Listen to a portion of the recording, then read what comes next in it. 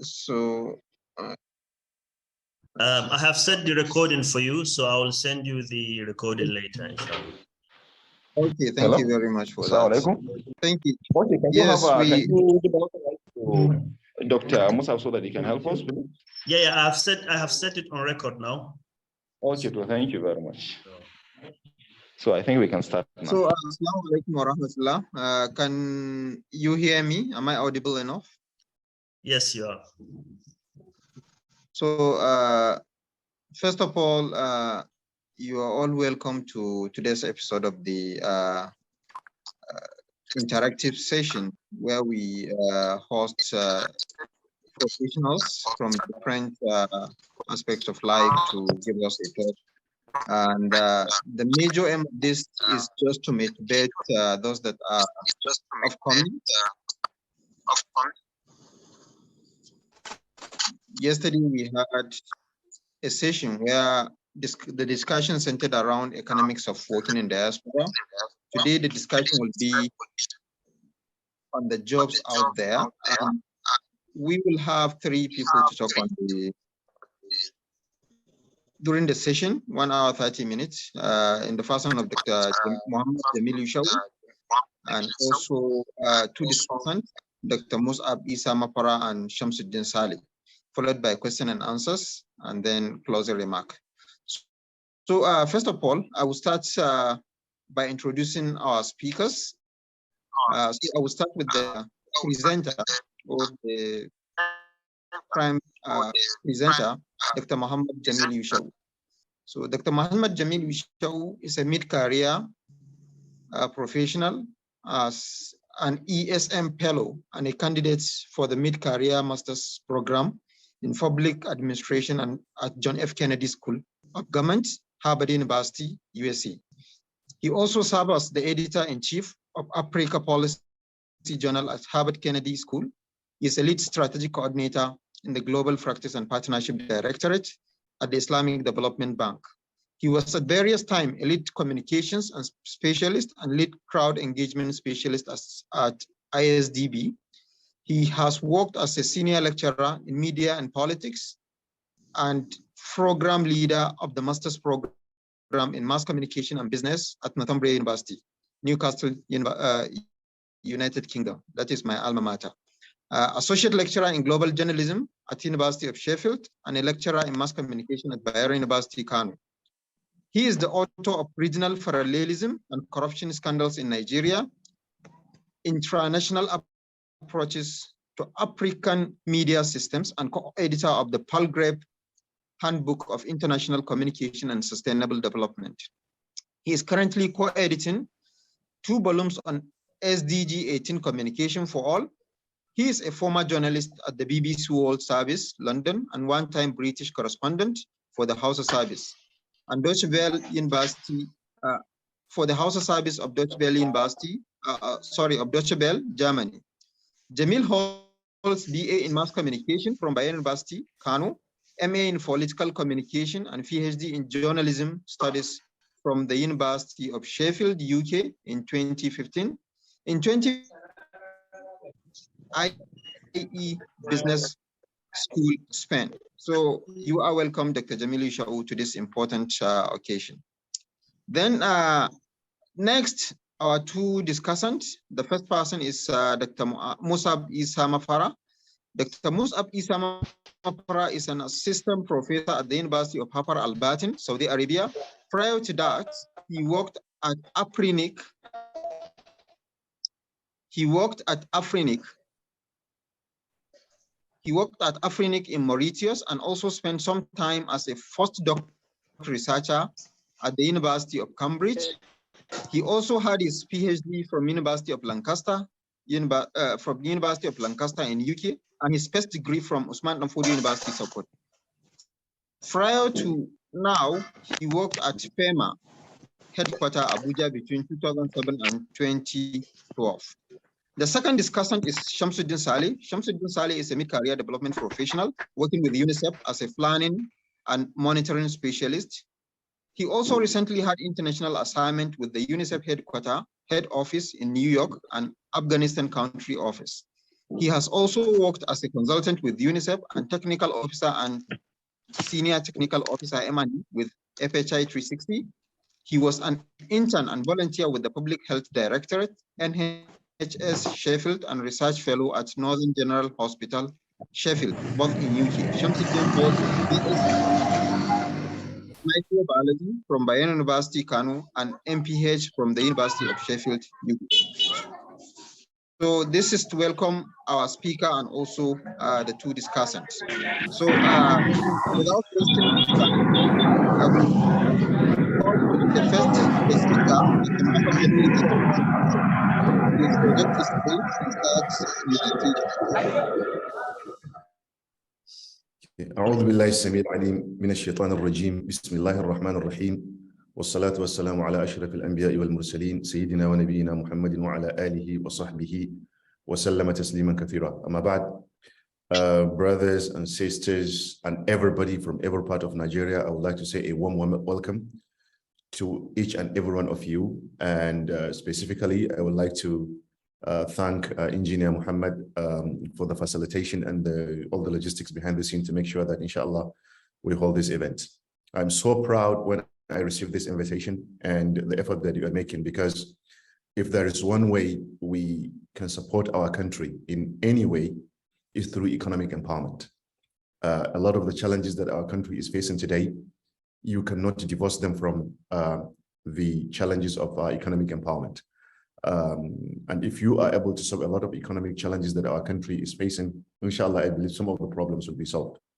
I'm also very pleased with the selection of the discussants, both of whom are familiar to me, and I'm sure they will add more color to the discussion and the presentation. And also in the audience, I can see even some of our teachers here, like Professor Farouk Sarkinfada, another highly experienced person in the diaspora, our teacher, and mashallah, a great intellectual, and all those that are here present. This is a very important topic because if you look at economic development today, not just in Nigeria, but in many other countries, if you look at India, for example, if you look at China, for example, if you go to South America, you look at Brazil. In fact, if you look at Mexico, also in Latin America, and many other countries that we can think, but I chose to give an example with these countries. To some extent, I will add Pakistan. A lot of the things that go right in these countries has the contribution of the diaspora.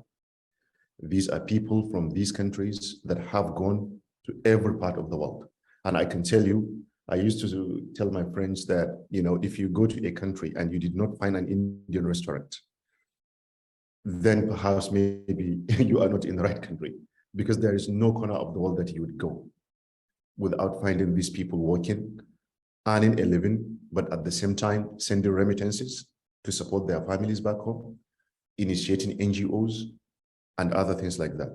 And then on occasions, when they feel the time is right, they go back to the countries and still contribute to the development of these countries.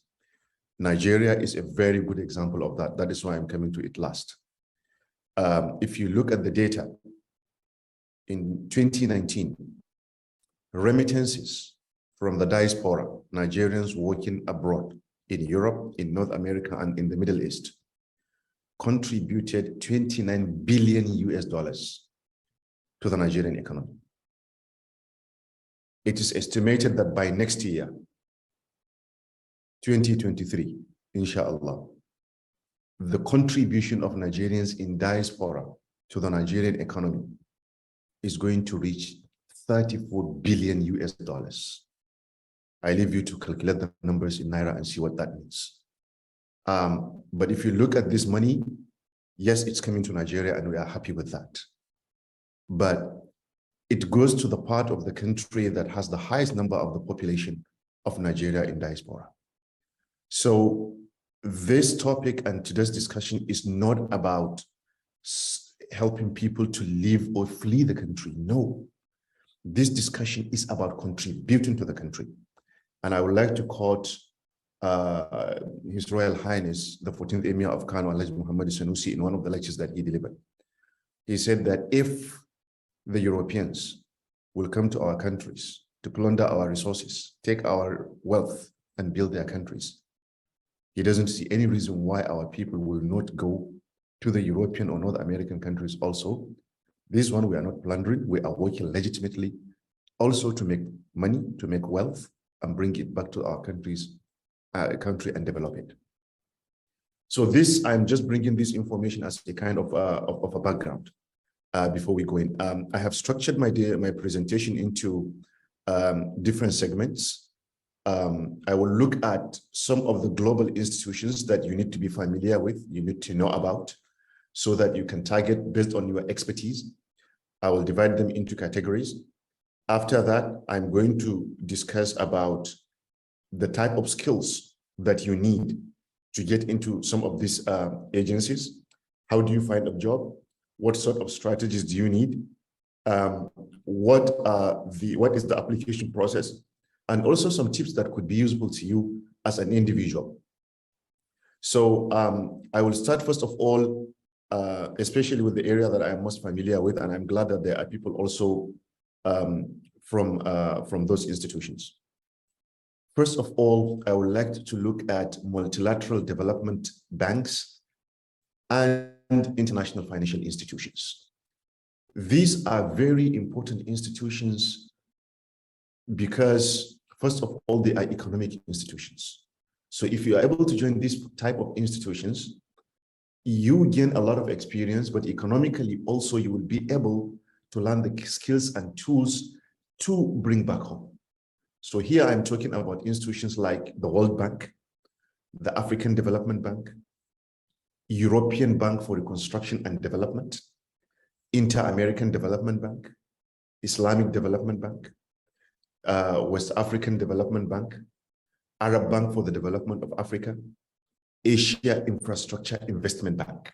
These are perhaps, you can say, the leading multilateral development banks in the world. There are many others, but I'm just giving you an example, and you can do your search to find out more multilateral development banks. Among the ones that I mentioned, and please underline some of the things that I will be mentioning while I'm speaking: World Bank, African Development Bank, Islamic Development Bank, West African Development Bank, Asia Infrastructure Investment Bank, or AIIB, which is the latest to be established by China. In all the ones that I have mentioned here, Nigeria is a member and a shareholder. What does that mean? It means that if you apply for employment, the Human Resources Department of this institution will consider your nationality in reviewing and updating and including, if you qualify, your CV. So the first criteria that is important, because a lot of these institutions, in their recruitment, it's in the policy that advantage is given to member countries or the member states. So note this: if you are applying for a job in a multilateral, one of the things that you need to do is to identify whether Nigeria has a membership. It doesn't mean that if Nigeria is not a member, you cannot apply, no. But you can look at the job. Usually you will see it being specified as global hire or global talent. So if it says this, it means that there is no barrier. Everybody can do that. And this is very common. You will find with the Asia Infrastructure Investment Bank, AIIB, and even others, they do that. These institutions give you a variety of experience. They normally have regional offices.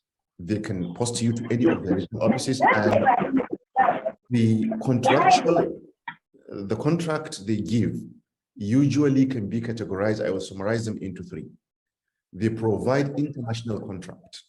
An international contract is a contract that you will normally be stationed either at the headquarters of the institution. So for the World Bank, that will be Washington. For African Development Bank, that will be in Abidjan, in Côte d'Ivoire. For Islamic Development Bank, it will be Jeddah. For Asia Infrastructure Investment Bank, it will be in Shanghai, China. Or they can hire you as an international boss, but post you to an international regional office anywhere in the world. And this can be anywhere in the world. You can be sent to Kyrgyzstan, for instance, or Bangladesh, or South Africa, or anywhere. There is also a local contract, which is not international. That is, you are hired within the country. Therefore, the terms and conditions of your employment is not international. It will be based on the local conditions. But still, that is not a bad thing. So be careful and strategic when you are applying for this type of jobs to understand. The most important thing, though, and this is very important for you to underline, is to get in. Because the difficulty is in getting in. If you get in, you will be able to navigate your way by understanding the system. If your interest is to move to the international headquarters or to the regional offices, you can still compete from within. Because a lot of them, when they advertise for jobs, internal candidates are also considered. And also because of the network and the familiarization that you have, it's a very important asset that you can utilize. So this is briefly about that. We can discuss more in the Q&A session, inshallah, if you have questions. The second type of institution that I am going to discuss are the UN institutions. Now, this one also, locally, Nigeria is a member in most of them. So a lot of people, when they think of the United Nations, they think of the UN headquarters in New York and the General Assembly, where politics is done. Yes, that is it. But UN has so many institutions under it. Most of them are also autonomous, and they have excellent working conditions that if you find to get a job there, it will be fantastic. And I will mention some of them. And based on your expertise, you'll be able to note down. Among these are the Food and Agriculture Organization of the United Nations, called FAO.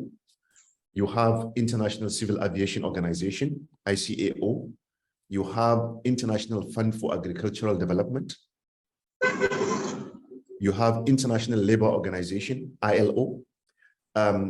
You also have institutions that are separate, but they are also part of the UN, because when they were formed, the United Nations played an important role in their formation, which is the IMF, International Monetary Fund. Then you have institutions like, for instance, International Maritime Organization, for those of you who are experts in the transportation sector. You have ITU, International Telecommunications Union. You have institutions like UNESCO, United Nations Educational Center, Cultural Organization. You have UNIDO. You have, which is the United Nations Industrial Development Organization. You have UNWTO, the World, Tourism Organization. You have WTO, which is the World Trade Organization. You have WHO, World Health Organization. You have WIPO, based in Geneva, World Intellectual Property Organization. You have WMO, World Meteorological Organization, for those of you who are in the meteorological center. And also, out of this, I would like to pay attention to, UN OIC institutions, which is the Organization of Islamic Cooperation, which is also designed in a system that is similar to the United Nations. And it also has a number of branches, for instance, ISESCO, which is based in Morocco. You have the, the research arm, which is based in Turkey. You have the Food Security Organization of the OIC, which is based in Kazakhstan. And you have also the main headquarters, which is based in Jeddah. So these are all institutions that you will need to be looking at among the international organizations. Then I will talk about the next, which is the bilateral organization. And the bilateral organizations are normally, you can call them development organizations, but located or established usually by the foreign and international development ministries of countries. But they work also in every part of the world. These are also very important institutions that you can target.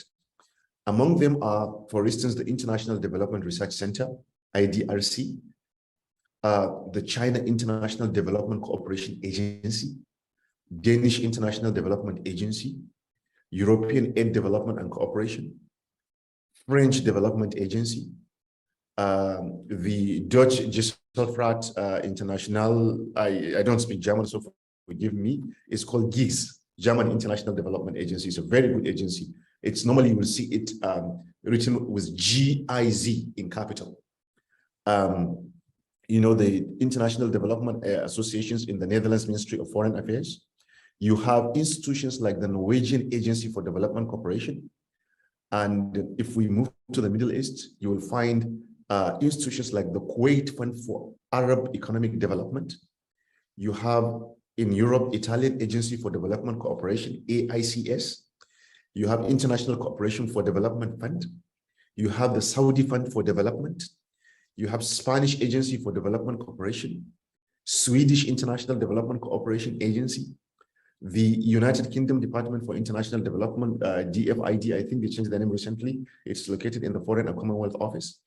You have the United States Agency for International Development. You have the African Development Foundation. You have even in places that are far, like the Argentina White Helmets Commission, the Department for of Foreign Affairs and Trade, the Austrian Development Cooperation, the Austrian Schraft Service, Gesellschaft. In countries like Azerbaijan, you have the Azerbaijan International Development Agency. In Belgium, you have the Belgian Policy Plan for Development Cooperation. You have Belgian Technical Cooperation. In Brazil, you have this organization called, what do you call it? Agency Brasileira de Cooperación, forgive me, I don't speak Spanish. Canadian International Development Agency, which is based in Canada. You have Agencia de Cooperación Internacional de Chile, which is based in Chile. You have the Czech Development Agency based in the Czech Republic. Even countries that a lot of Nigerians go to study, Egypt has the Egyptian Agency for Partnership for Development. In the Scandinavian countries, a very interesting country, especially if you are interested in enjoying cold, Finland Department for International Development Cooperation. You have the France Department for Cooperation. You have the AFD, French Development Agency, and the Federal Ministry for Economic Cooperation and Development in Germany. So one tip that I can give you, because this list is not exhaustive, look at specific countries. You can have the world map in front of you and say, okay, this week I'm going to spend my time searching for the development agencies that are in Europe. And you go country by country, you type development agency, for instance, Netherlands, development agency, Sweden. You will be able to find a lot of these development agencies, and you go and read and familiarize yourself with them. And one thing I'm giving you this tip because some of the strategy that you should use in seeking for a job is to think of an alternative. So if everybody is trying to go to the World Bank, everybody is trying to go to the African Development Bank, everybody is trying to go to DFID, everybody is trying to go to USAID, think strategically, okay, let me search and find if there is a country that people are not paying attention to, let me go there. Because these institutions is like a network. Having an experience in one of them opens the door for you to jump and move into others because it's the same industry. What they are after, and having work experience is very important in getting into these type of institutions.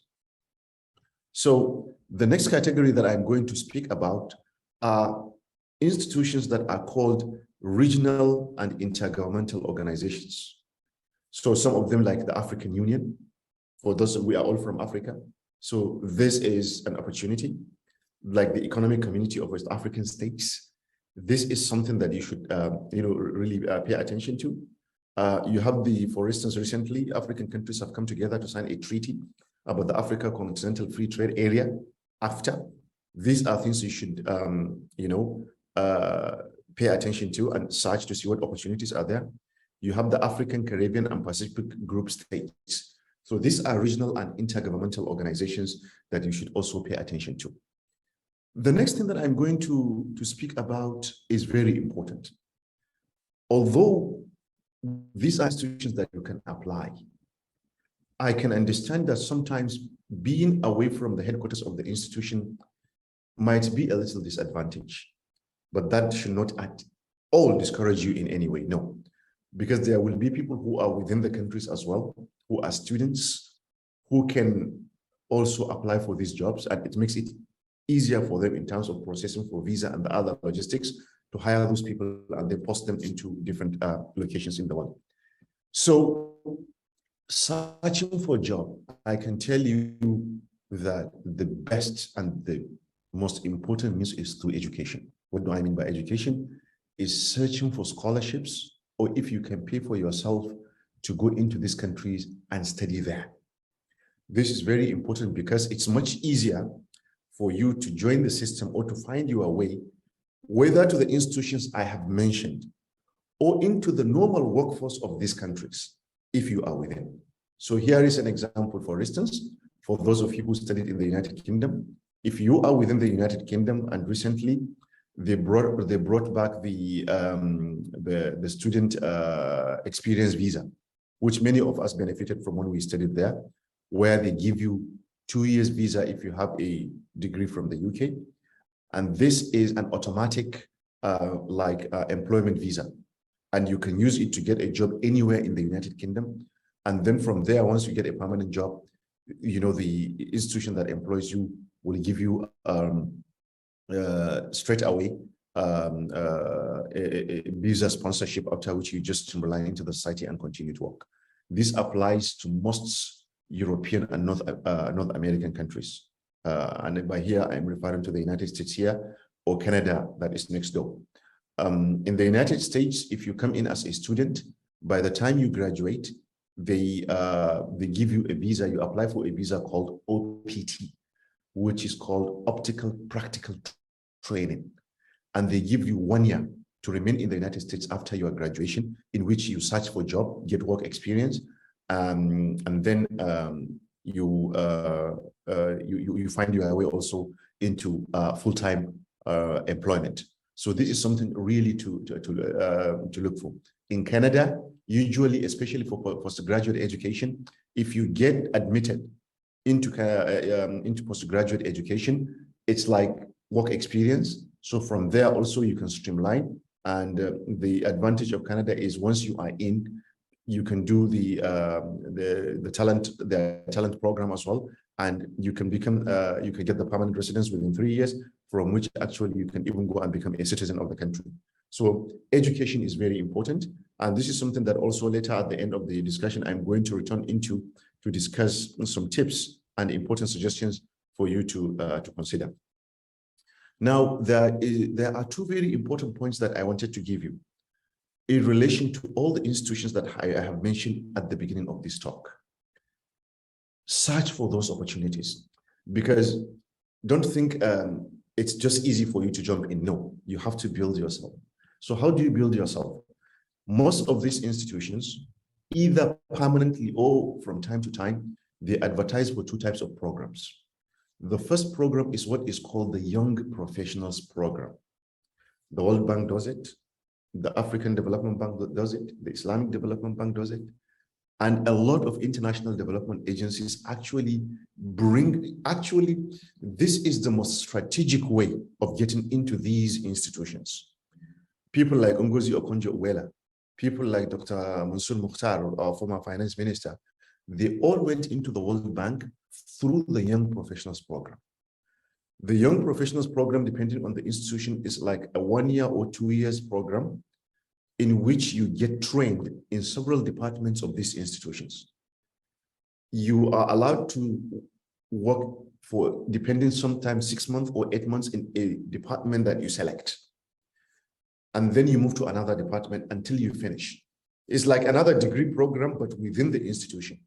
By the time you finish, you will be given a chance to apply to the departments within the institution. And by the time you work, you will be familiar with a number of departments, whether it's the health department or the education department or the agriculture department or the energy department or whatever, infrastructure. And before you even finish, you will see the managers actually trying to call to you, asking you, please, can you come and work in our department? So when you graduate, you will be stationed within a particular department, and then you become a permanent employee from there, and you grow your career. So, but the challenge of the Young Professionals Program is that it is linked to age. So be sure, usually I think most of the institutions, they don't recruit above the age of 35. So if you are within this bracket, and you have a postgraduate degree. And this is also another advice that I will give you. And I believe that from the looking of the audience, please, if you want to apply for a job outside Nigeria, having a master's degree is a major advantage. Hardly, it's not easy. I'm not saying it doesn't happen. No, it does happen. But having at least a master's degree is very, very important. So if you have a master, if you don't have a master's degree, if I were you, yes, I will apply for opportunities because you could be lucky. But the first thing I will do is to try and register for a master's degree immediately, so that in my resume, that is already there, because it's an important criteria. When your application goes to the HR department for job, they normally have a criteria, and they look at this criteria in deciding whether to shortlist you for the stages of the recruitment process or not. So usually the criteria will be first about education. We need a minimum master's degree for this job. Do you have a master's degree? Yes. The person should not be more than 35 years of age. Does he have 35 years of age? Yes. The person must come from a country that is a member here. Is his country a member? Yes. The person who should do this job must be proficient in English language. Does he speak English language? Yes. So that is sometimes it's a machine actually that does it, not even a human being. So if you don't click this criteria, you can apply 100 times and you'll never get shortlisted. So be strategic in your thinking. Do not just apply for jobs randomly. No, look at the job description and understand what is there. If you feel that you have reached at least 70% of the criteria, apply. If you don't, please, I advise you, be patient. Go and look for the requirements and strengthen your CV. You know, it's like somebody who is going to run and you never run, and you decided that today's Usain Bolt is in your area and he's going to run and they are looking for people to run with him, and you never run at all, and you decided to do it from day one. Come on. Definitely, you know, you're going to have a challenge.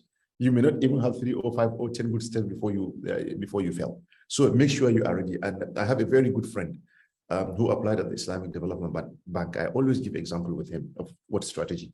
He told me that when he saw the Young Professionals program, he looked at the criteria and he realized that he has everything except a master's degree.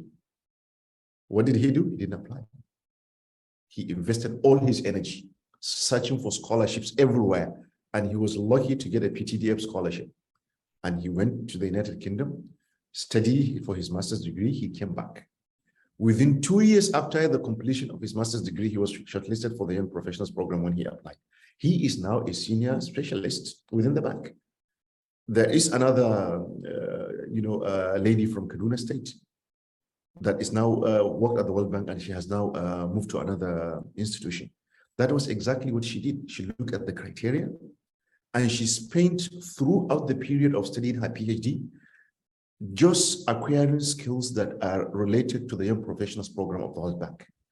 By the time she applied, she has ticked most of the criteria, and she was able to get in. So be fair and just to yourself. It's difficult for you to satisfy the criteria 100%, but it's important to satisfy most of the criteria. And this does not apply just to the Young Professionals program. It applies to any job that you are trying to apply. So apart from the Young Professionals program, for those of you that are young, you will see internship opportunities being advertised. Sometimes it can be for a week. Sometimes it can be for 2 weeks. Sometimes it can be for a month. Sometimes it can be for 3 months. Please, when you see these internship opportunities, do not ignore them. And beautifully now in this age, a lot of... Hello? Assalamu alaikum. Is my timing? Okay. Can you hear me? Yes. Yes. Okay. Yeah. So a lot of these internship opportunities that I'm talking about are done online. You will see, even this week, I was attending a lecture at the Harvard Business School, and they told me that they will be advertising for certain opportunities at the HBS. Check their website. They will advertise for internship programs or courses that will be very relevant to you. And they put it online. It will run over 6 weeks, over 1 month, over 3 months. There will be exams. It's tedious, but please have the patience.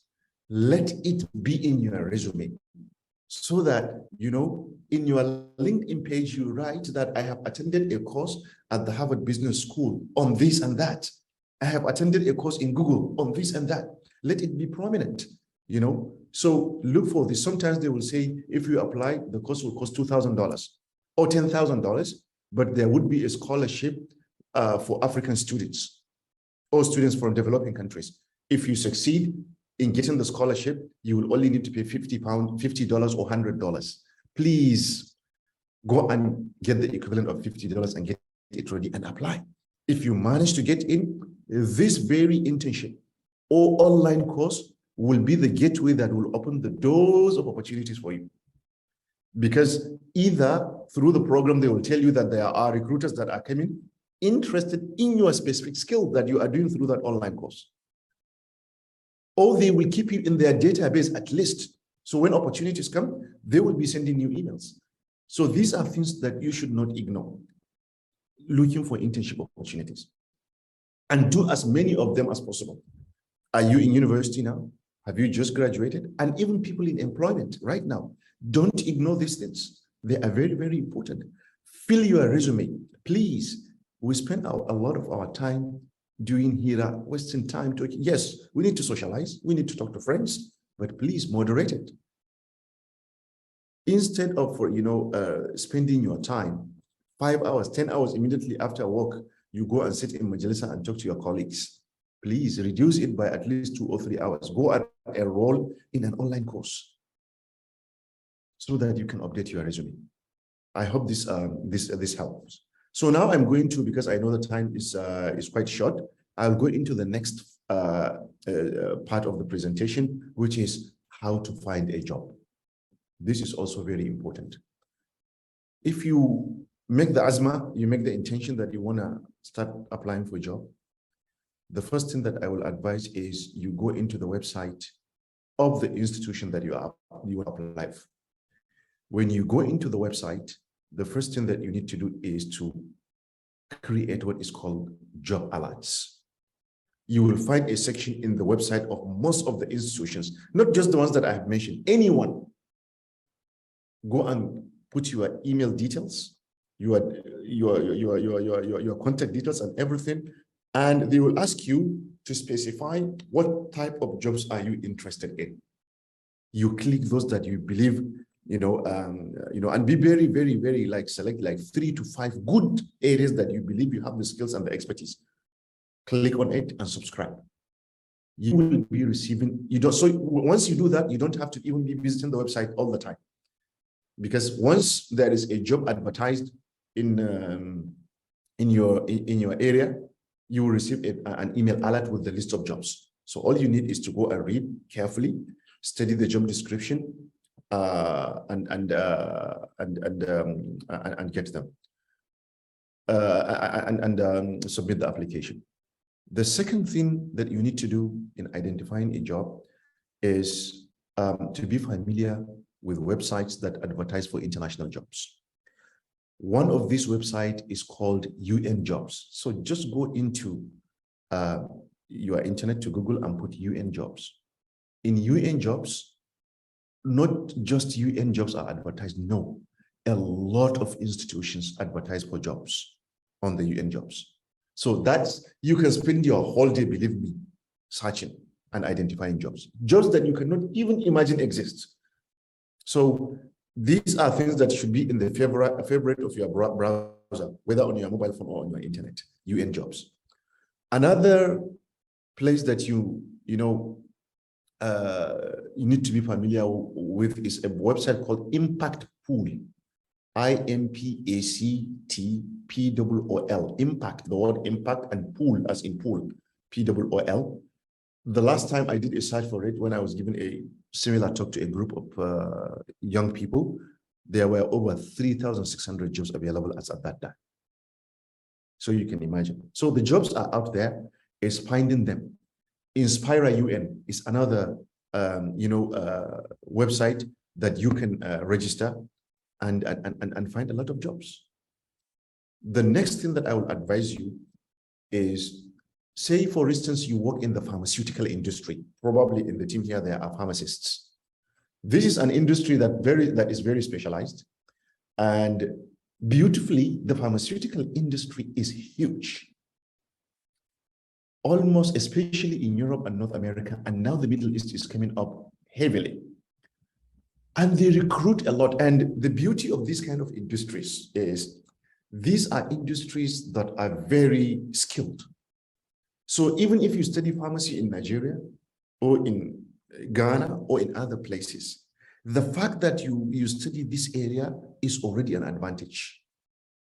Search for those type of institutions. Sometimes they do hiring from our countries, and they provide employment so that you can be either a representative or one of their people on ground. And this is an industry that is highly specialized. And if you join one, the tendency is for you will be able to join another one. Because it's part of the health industry, and people have to be healthy. And every day new challenges are coming up. They are looking for people to do research. They are looking for people to work in marketing. And this is another important that is very important. You could be, for instance, a communication expert. That does not prevent you from seeking for a job in an institution that is engineering or technology based. No, because in all of these institutions, you would have several departments that are related to other professions. So if you think that Google is an IT institution, but they have administration, they have HR, they have communication, they have logistics. So it doesn't mean that do not be, discouraged by the name of the institution or its specialty. No, under it, there will be subspecialties that can be interested in, that you can be interested in. So this is very important. And so what I advise is spend your time on LinkedIn. Don't just spend your time liking comments. No, use it strategically. A lot of these institutions have groups. You will find, like, for instance, if it's a development institution, you can find a group that is talking about energy, or a group about health, or a group about education. Identify the relevant groups that are attached to your, that is related to your area. Join those groups so that you will see the discussion, but also be a member there, making comments, liking, so that because now a lot of the searches is AI related. When you click something, it gets highlighted to other people who are in the industry. And that's, you will start seeing recommendation of people within that industry from LinkedIn telling you people who like this or who search for this person also search for this person. And when you look at the profile, you realize that it matches the type of industry that you are searching for. Follow those type of people, make connections. When they make a post, like it, write to them, hey, I'm really, really impressed by your resume. This is an industry that I'm interested in. I would like us to remain professional friends or something like that. Some conversations, somebody will reply you, somebody may not reply you, because people are also very busy. So just be patient, but continue to do that. But make sure that the type of people you network with, it's a social media, but the networking should not just be random. You just have many followers or you follow people on LinkedIn. No, you have to be strategic. Network with the people in the industry that you are in. And be active also on LinkedIn. Another thing that I will strongly advise you, if you are on LinkedIn,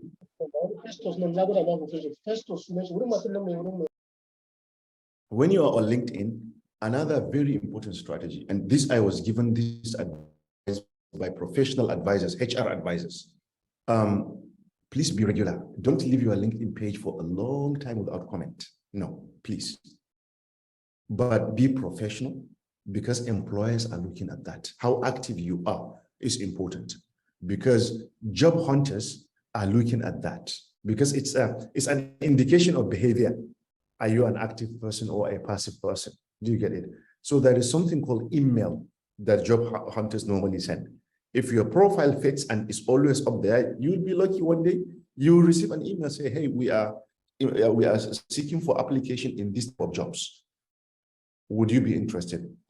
Sometimes they may not be direct. So also understand the language. When they send it to you, they will not say we are interested in you. They will just say, please have a look at this opportunity. Perhaps you are familiar with people who are interested. But it's you that they are interested in, because they don't want to commit themselves because of fear of libel and other legal issues.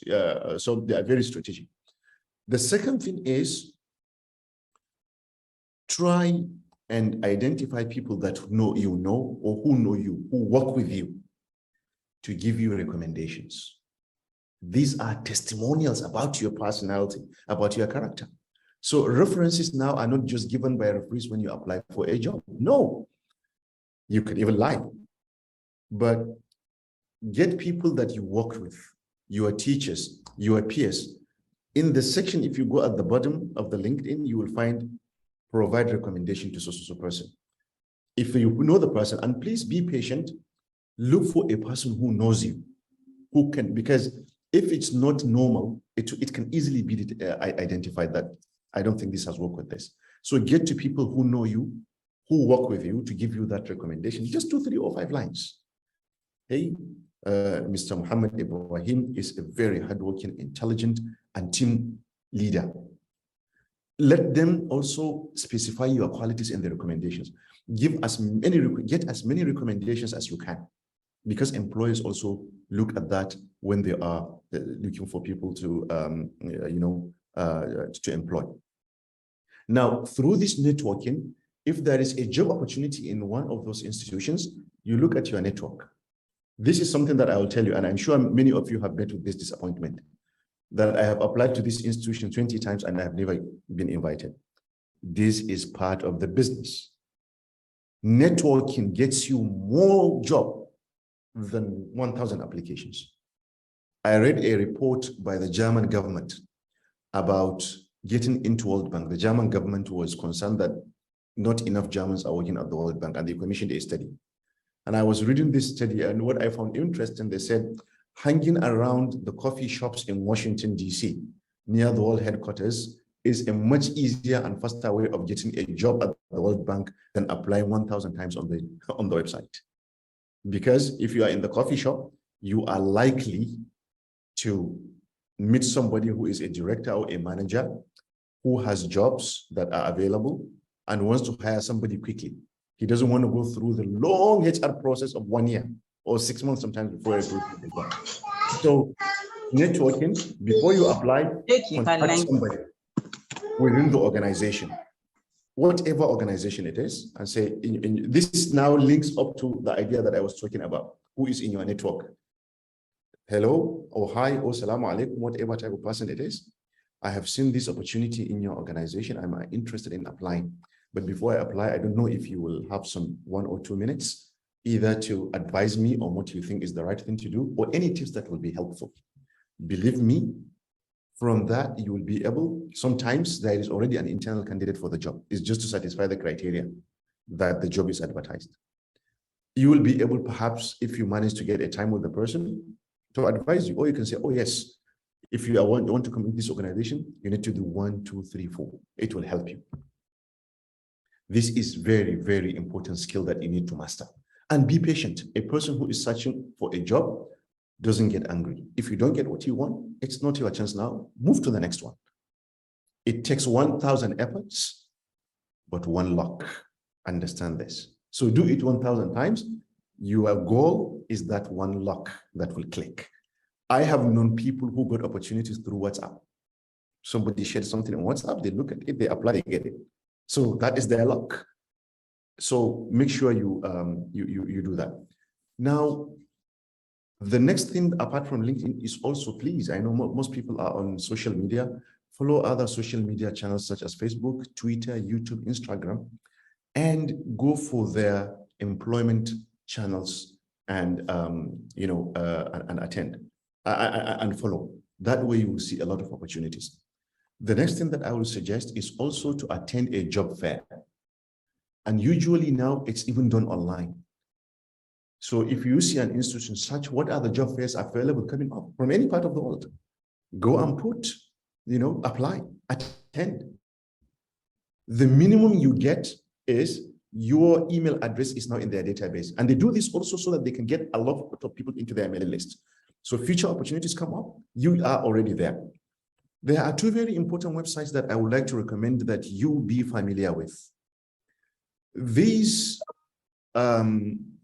websites, they can help you in your job search, but they also help you with something that is very important. Because, you know, in life, it's always better, it looks better and greener on the other side, isn't it? This is human nature. So if I'm at Bayero University, I might think that ABU is better. The one who is in ABU might think Bayero University is better, you know, because you hear stories from colleagues that are, oh, this is quite fascinating and interesting. And then when you get in there, you realize that this is not what I expect. My organization is better. So these two websites are called Glassdoor and Quora. Glassdoor as in Glassdoor and Quora Quora. Here, you are going to see what the organizations you are applying for are like. Are they interesting organizations? What do their employees think? But also, because this is something that perhaps can be a separate lecture. A lot of people, when they get into employment, one of the challenges they face is how to negotiate for their salary. And especially if you are being hired directly from our country, for instance, from Nigeria, you are in Nigeria, you are working with a 40,000 naira job per month, or for 100,000 naira, and you suddenly get lucky to get a job in an international organization that pays in dollars. And suddenly you think that if you get $1,000, which is now around close to 600,000 naira, if you, mashallah, I have come to town.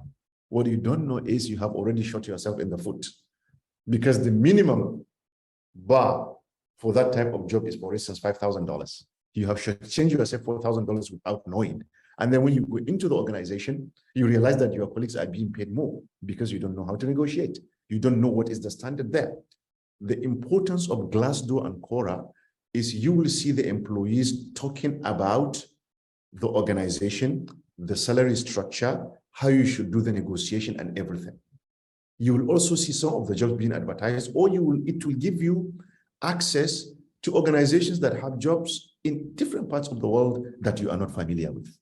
So this is interesting. And I think probably this center one day, I think it would be good if you can get a HR person, and I would be happy to recommend some people to you to give a talk like this about negotiating a contract when you get a job in an international organization.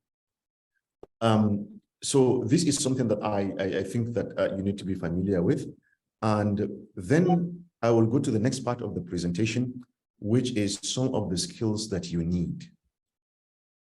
And this is very, very important. Today's world, qualifications are important, but it's not about qualifications. It's about skill. The more skilled you are, the more likely it is for you to get a job. And when I say skills, I'm talking about two types of skills: hard skills and soft skills. The hard skills are the skills that you acquire hands-on. You are an IT specialist, you do coding, for instance. You can design if you are an architect. Those are professions that have their own specific skills. For those who are in the, for instance, my profession, media and communications, ability to write. But also digital communication skills now. Can you use social media? Because now you can be employed as a pharmacist, but part of your job is advocacy. They want to promote the organization. How good are you in using social media? So these are hard skills, but you also need soft skills that are very important. Public speaking ability, because you will be dealing with clients, you will be speaking to people, you know, multilingual skills. And I will not emphasize this more. Please, my friends, my brothers, my sisters that are listening to me today, if there is one thing that I want you to take away as we finish this lecture, please increase your linguistic skills. And what do I mean by linguistic skills? If you have at least one international language, please look for the second one. So I presume that almost everybody here speaks English language. If the answer is yes, please try and be at least a mid-level speaker or even basic level speaker in another international language: French, Arabic, Spanish, because this will give you a lot of leverage, especially in parts of Europe and Latin American countries when you are looking for a job. Chinese, because China is a big deal now. You know, it's taking over almost everything. German, very important, because if you speak German a little bit, you will be able to, it will help employability in countries like Germany, like Switzerland, like Austria. These are German-speaking countries, and they love people who speak their language. If you speak German, it could be a gateway for you to get employment or scholarship in Germany. So, and the opportunities are there. Register with the French agency in your state. In Kano, I know they have Alliance French. Go and learn French. The German International Organization, GIS, find their embassy or offices in Abuja, or go and learn the German skill. If you cannot go that, you cannot afford to pay for the money, use applications like Duolingo, Duolingo. You can learn almost every language from Duolingo. Before I came here from Saudi Arabia, the children of one of my friends are learning Japanese on Duolingo. So when they come to play with my children, they started speaking Japanese. I was shocked. And I truly encouraged them. I said, this is a very important skill. Because when you apply for jobs, a lot of the times you will realize that you have satisfied all the criteria. The only thing that is missing is what? Language. They will say English language, French or Arabic or German or Spanish is an advantage. Yes, it's an advantage, but don't underestimate the word advantage. Because when you come to the interview, I know for sure a friend who came for an interview, he has more qualifications and experience than any of the candidates, but he only speaks one language. At the end, somebody with laser experience and skills, who is multilingual, who speaks English plus Arabic and French, ended up getting the job.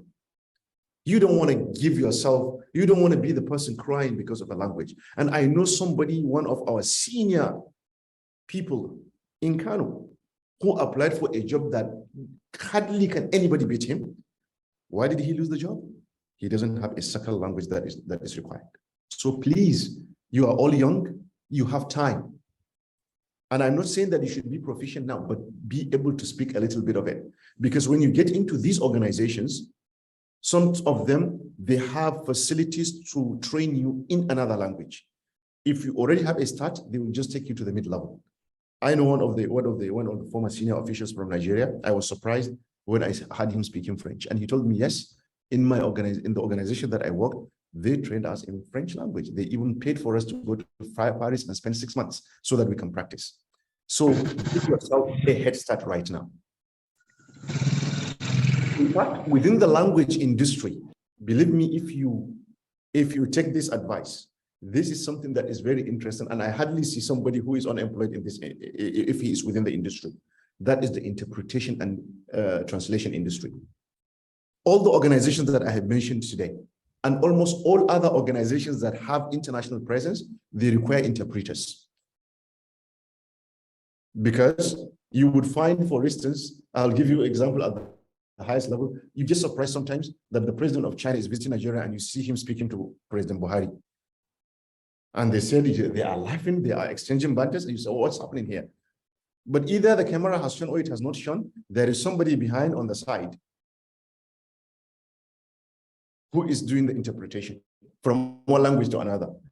I was once in a visit to a Central Asian country. I laugh when I remember this experience, where we have one official speaking one language, plus an interpreter who speaks one of the languages, and then another interpreter speaking the language of the interpreter, and then the last interpreter interpreting to the senior official of the other country. That was how the discussion took place. So language and interpretation is very good, and subhanallah is one of the best paying jobs. I know one of my colleagues we worked with at the Islamic Development Bank. He retired. I was one day in Tunisia, and we're having to come from the same flight via Turkish airline, and we were discussing on air. And I was telling him how it's like. And he told me, look, Jameel, I regretted not retiring early. I said, what? What do you mean? He said, yes, because the opportunities I'm getting now, because of my interpretation job, I was not getting it before. And you know how much he was being paid? He was being paid $900 per day whenever he's hired. So interpretation skills, writing skills. Doctor, your time. Oh, hello, my God. Doctor. Okay, hello, salam alaikum. So my time is coming to an end. Okay, so there are Yes. maybe the last part of the talk. So take advantage of also soft skills. Platforms like TED Talk, Coursera, YouTube Digital Garage, Sports Academy, and the rest that give you skills which you can put on your CV. The last part, and probably maybe one of our speakers can maybe discuss and can discuss about, is about the application process, about cover letter, CV, statement, and the rest, and the personal branding and everything like that. But I think this also could be another separate lecture that we can do. I do hope that I was able to, to treat at least the topic to the minimum level of your expectation. If I have failed, inshallah, may Allah forgive us. We'll be happy to revise again. And I do hope that inshallah, my colleagues who are going to speak will improve and even make a much better input for the benefit of our people and for the benefit of our community. I'm so grateful that you gave me this opportunity. And I do hope that this could be an eye-opener that will help our people, because at the end of the day, it's about our community. It's about our society. If you get a job and employment that you use to support your family and your community, is all for the good for all of us. I hope that by 2023, more of you will be part of the people that will be contributing to the 34 billion remittances that will be coming to Nigeria. Thank you very, very, very much. Subhanakallahumma bihamdik, nashhadu an la ilaha illa anta, nastaghfiruka wa natubu ilayk. Thank you, Dr. Jameel, for this wonderful presentation. I don't have to say much, but because even on the chat platform, a lot of people were saying what it is. This is really all round. I felt as if not to stop you, because me too, I'm really enjoying the flow of the information. But we can't stay for more than enough. You two have other engagements. So as just to acknowledge everyone, thank you for giving the chat room lively. Also to acknowledge Professor Sarkinpada's comment, also rich presentation. If Professor Sarkinpada will say that it's really rich. Thank you, Dr. Jameel. Thank you very much, Jazakallahu khairan. So next I will call on our first discussant, who is Dr. Mus'ab Isah Mafara, to please take us through his part of the discussion regarding this very important topic. You have 10 to 15 minutes, Dr. Mus'ab. All right. Assalamu alaikum wa rahmatullahi wa barakatuh. Once again, alhamdulillah wa salatu wa salam ala rasulillah wa ala alihi wa sahbihi wa man tabi'ahum bi ihsanin ila yawmiddin. I actually was busy taking notes as well as Dr. Jameel was doing his presentation. That was really, really impressive presentation, and I have learned a lot myself. And I hope our participants also taking notes, because this is a rare opportunity to have someone with this level of experience actually giving you the tips about getting international jobs. And because I was sure that Dr. Jameel will do justice to the topic, my intention today is to limit myself maybe to probably look at Middle East, where I am based at the moment, and to give you maybe some ideas about how to get a job around here. First of all, as Dr. Jameel mentioned, the jobs international jobs are really competitive, especially for expatriates. So for a company to hire someone from outside the country, he has to be on top of his game most of the time. This is because countries usually put restrictions on who you can hire from outside, because they don't want the labor market to be taken over by expatriates. So they try to put some restrictions, and companies will only hire you if they are sure or if they can demonstrate to the government in some countries that they couldn't get anyone locally to do the same job. And also, even if they don't have to demonstrate, the government usually make it expensive for the companies to hire someone from outside in a bid to force them to use local labor force in hiring. So the first thing you need to do, whether it is, this is a general advice, whether it is Saudi Arabia or the Middle East, the Gulf countries generally, or other countries, is to actually to hone your skills, as Dr. Jameel mentioned. And I will give example with computer science, which is my field, for instance. If you are good with programming, you are a full stack developer, and you want to get a job as a programmer, the most important thing you need to do is to have online presence. And our online presence is usually via GitHub.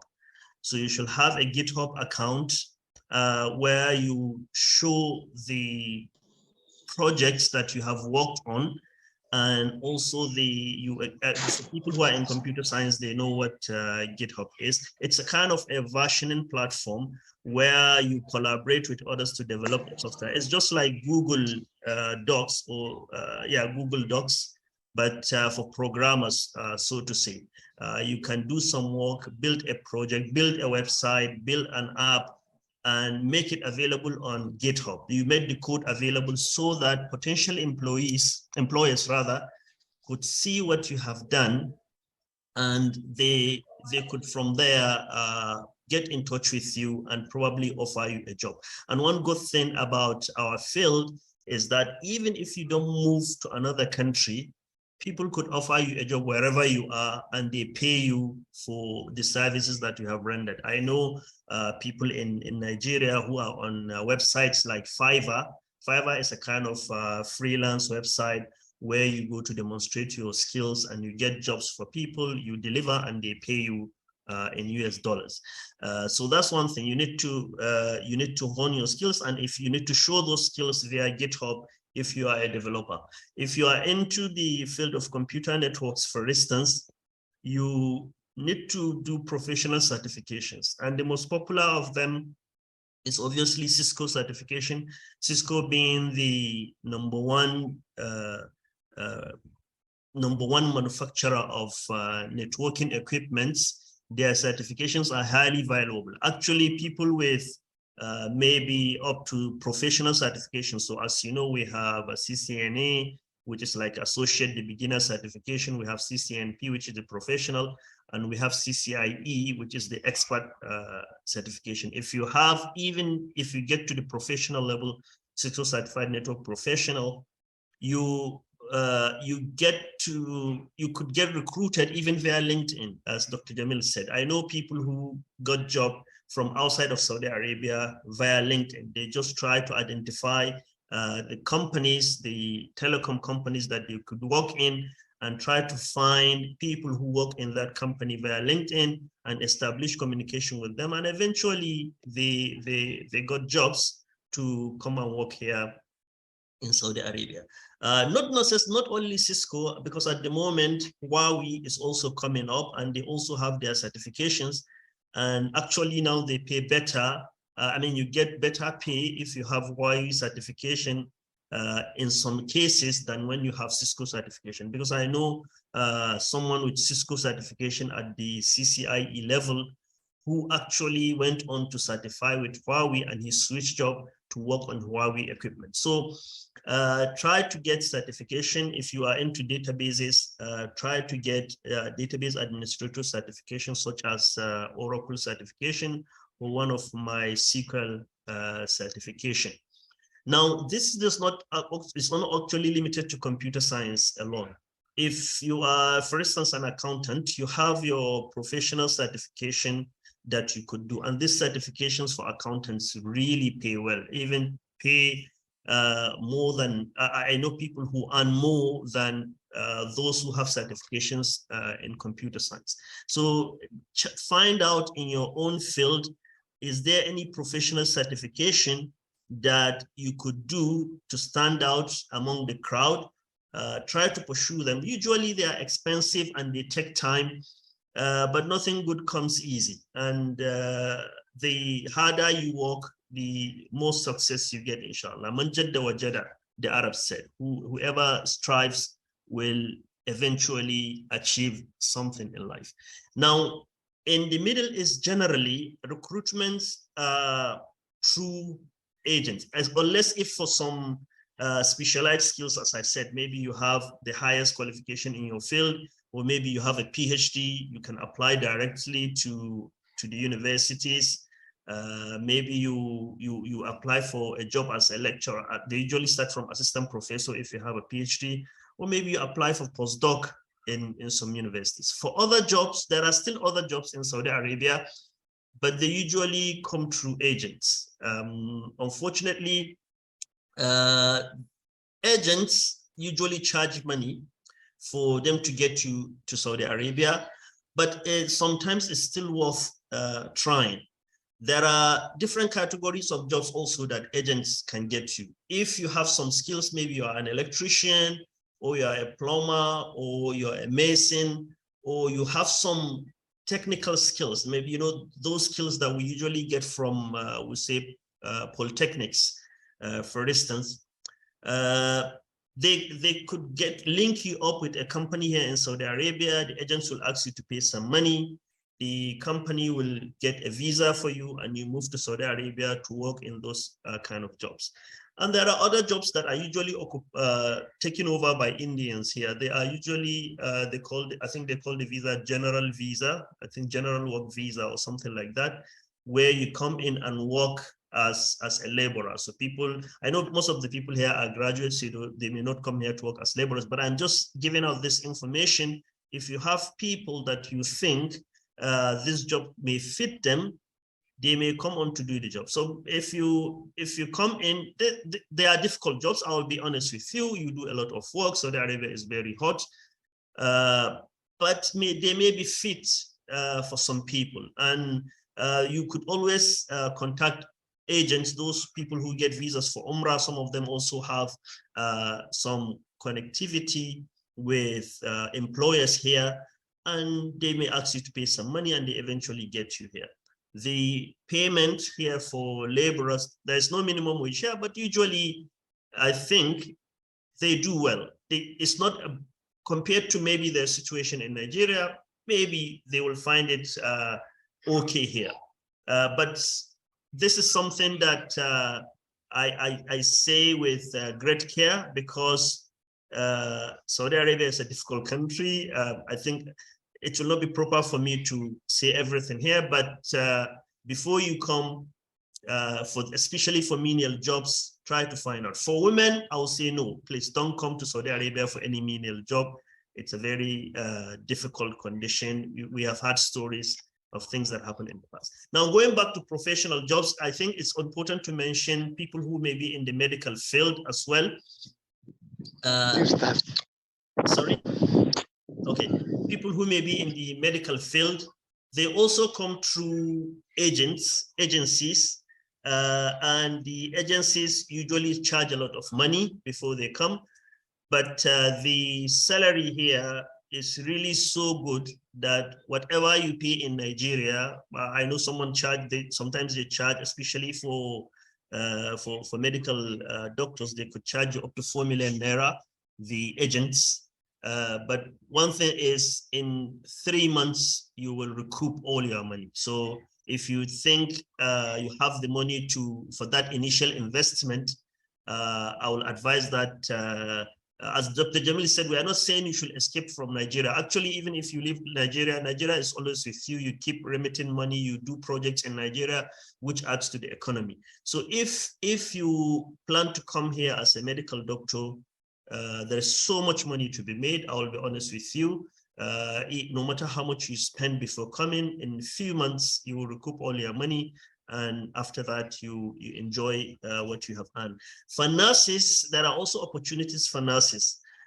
Just that in Saudi Arabia, they only recognize degree in nursing. So they don't recognize diplomas. For instance, I know it used to be that in Nigeria, most of our nurses go through the School of Nursing and they get a diploma and they work in hospitals.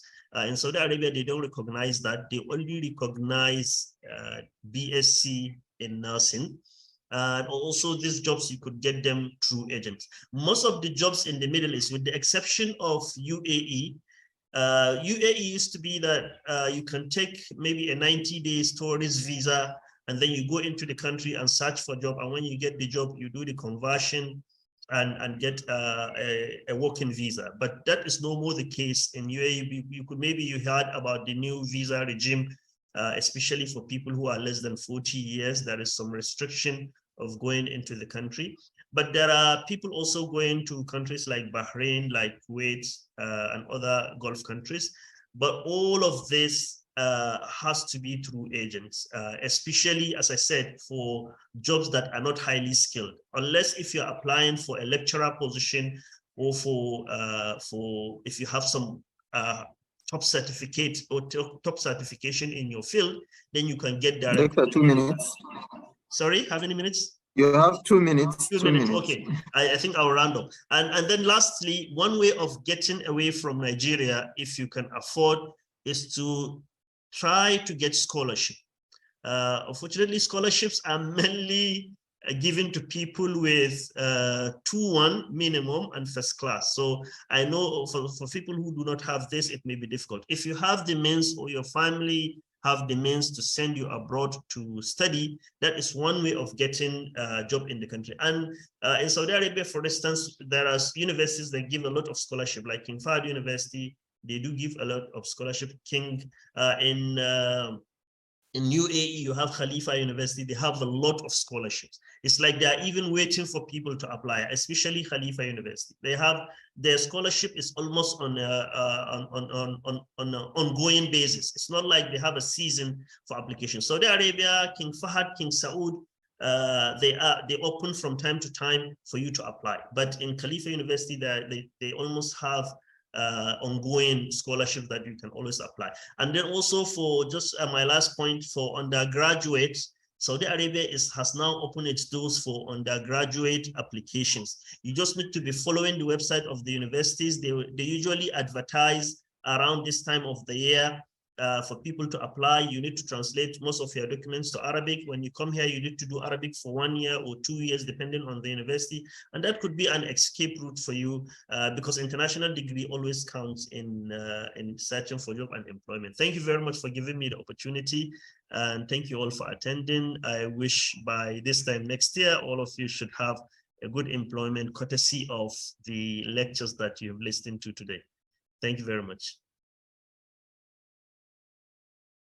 So thank you, Dr. Mus'ab, for this comprehensive discussion where you touch across different fields from your field of study or from your field of specialization, that is computer science, to all other fields, the medicals and the rest. Actually, just one word that I will say, this is something that has been happening, on the other side of this country. At the start, Dr. Jameel talked about the diaspora remittance to Nigeria, which is really, really much. And most of that remittance goes to the southern part, not to the northern part. So we can say that in a nutshell, the northern part is definitely missing this kind of really great opportunity to develop the region, professionally, and also the issue of economic development. That's a lot of people, when they travel, they will be helping those that are inside, and also the project, developing the business. Even if you have business mindsets, when you go and get the good money, you can always come and invest and do good things around to help people. Because in the religion of Islam, we're enjoined to be to help one another. You can't help someone without, especially in this kind of, inflation and economic quagmire we are in Nigeria. So thank you very much, Dr. Mus'ab. So now we move to the last discussant, who is Shamsuddeen Saleh from UNICEF. So Shamsuddeen Saleh, over to you. Before you start, you have 10 to 15 minutes as well. Okay, thank you very much. Assalamu alaikum wa rahmatullah, my brothers and sisters, and especially thanks to Dr. Jameel and Dr. Mus'ab for wonderful presentations. And I think you have done justice. Nothing much to add, but I think I will just touch on some of the key points you have already. So yeah, but on that last point you were talking about, Muhammad, is I think for us, really, like you said, all of the good things happening with the diaspora and diaspora remittance, and also transfer of skills back from where people work back to their own to build things, build hospitals, even just set of other businesses. I saw somebody in the comment repeatedly making comments about businesses, and I think one thing to say is that we are a large group of people. We are very populated, so we should get into everything. Not everybody can be in business. Not everybody can be a government worker. Not everybody can be a diaspora professional or Jaffa, as they call it famously on social media. So we should be. I think that the really key thing for us is we have a critical mass of people that can compete, that have built up the knowledge, the education, the experience to be able to compete in many places and get in some of those places so that we can benefit from all of the good things that are going on in the 21st century, whether it's in the diaspora, whether it's in Nigeria, in the private sector, in government. The key point for me is being able to have the education, the knowledge, the skills, the experience to be able to compete. And if we compete very well, then I think that's the best we can really hope for. And so I'm just going to touch on a few of the key points. Dr. Mus'ab talked about remote jobs, very good thing that is also happening. And I think that's one area that Nigeria seems to have a good reputation now, or gaining the reputation right now, especially in the area of tech. You can see on social media, a lot of people from other countries are commenting that Nigerian developers, Nigerian programmers are very good. So at least that's one area we can take advantage of. But just like you said, Muhammad, this is also an area where Northern Nigeria, we are doing a lot better now, but I think we have been somehow left behind still. So that is an area, and you don't even need to go anywhere for most of those jobs. A lot of them recruit people to work from home remotely, and they get paid good money. Okay? And you don't have to pay the taxes that are associated with living in the Western world, for example. Okay? So you get the best of both worlds. And so that's about remote jobs. And you can, in fact, I don't have to mention the job sites, but you can do a simple Google search of the remote job sites. There are sites that only keep remote sites and remote jobs, and you can really try and take advantage of some of those things. One thing that I would add on the issue of skills, I think besides generally in this world, in the development world, my world, as well as the private sector or the medical field, one thing that beside your technical skills you need to have is the other soft skills that Dr. Jameel mentioned. And this is about your communication skills, being able to talk to people, being able to join a diverse group of people and really fit in and be able to work, not really like compromising on your values, but being able to recognize those differences and be able to fit in and deliver what you have to deliver. And so you need those things. You need some report writing skills. I was surprised there was a time we did some work with people, all of graduates, but few of them, due to the nature of the exposure we have in our universities, as well as the industries that we go into, usually in this part of our world, somebody said he has never been asked to write a report. And at that point, he has been working in government for 5 years, right? But that engagement outside that he just did few weeks and he was asked to do that, he was forced to go into it and learn something about it. And that improved his skill, which was useful for him when he got another job. So I think that's kind of thing. And one thing also about personal effectiveness, I would say first you need to be confident, but you also need to be humble, right? Be confident that whatever you are asked, wherever you go among people, you can compete, you can be able to do anything, but also have the humility to know that there are others that are also as good, and that you need to work, you need to collaborate with people to be able to get things done effectively and be able to prove yourself as part of a team, which is a very, very important skill. In fact, some of the key issues of referencing that is done for jobs is really about that. How do you fit in a group of people? What do you bring in your interpersonal skills? How do you work with others? It's all of those things people are trying to get. By that point, your technical skills have already been established, right? And probably your ability to do the job. But then the other part about references is whether you can get in that team and work in. And you need to have, I will repeat this, said by Dr. Jameel already, you need to have the patience when applying for things, even on the job, but especially when applying. You see people in that have succeeded in these jobs, and sometimes people think that they're just there, they are lucky. Of course, everybody is lucky to get there. That's your hard work or your knowledge is not the only thing that matters, and it's not the only thing that got you there. You need a bit of luck, but beside that, you also have to work, you have to persevere, you have to be patient. You apply for 100 things, maybe the 101 that you apply for is your chance, but then you got tired at the 100th time and you say, I'm no longer doing this. I've had this conversation with many people that I encourage to make applications, say, I applied, this your people is called, they don't want to employ. But then I tell people, every industry is like that. If you look, it's about familiarity, right? If you work, for example, in the bank industry, and you want to move to another bank, it's more likely, it's easier for you to get that job than somebody who hasn't worked, because it's about familiarity with the industry, with the standards, with the way of doing things, with even the terminologies. For people, and recruitment is a very sometimes time-consuming but expensive process for many companies.